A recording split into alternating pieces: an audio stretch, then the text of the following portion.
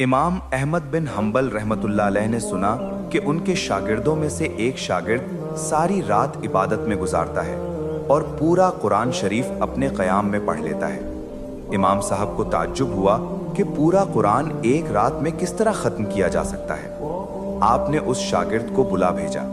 شاگرد حاضر ہوا تو امام صاحب نے فرمایا، اے میرے بیٹے، میں نے سنا ہے کہ تو ایک ہی رات میں پورا قرآن ختم کر لیتا ہے۔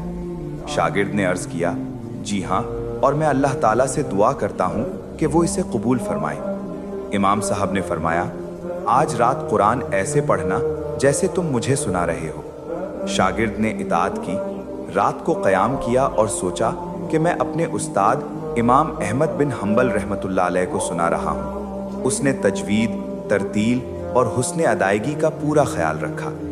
صبح امام صاحب کے پاس آیا۔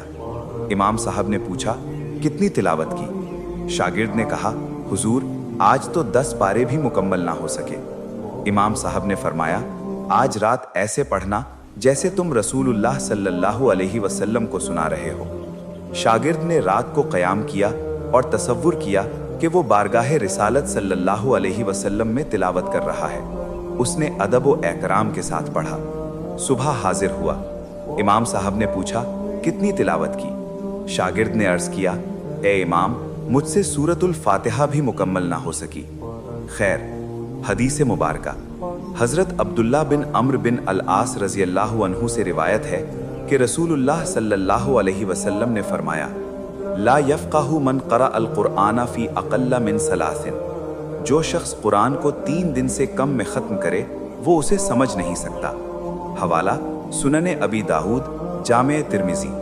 خلاصہ، امام احمد بن حنبل رحمۃ اللہ علیہ نے اپنے شاگرد کو اسی لیے بلایا کہ قرآن مجید کو 3 دن سے پہلے ختم کرنا مناسب نہیں، کیونکہ اس طرح تدبر اور سمجھ پیدا نہیں ہوتی۔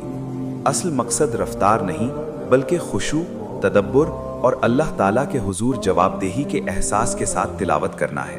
برائے مہربانی چینل کو سبسکرائب کریں، شیئر کریں۔ جزاک اللہ خیر۔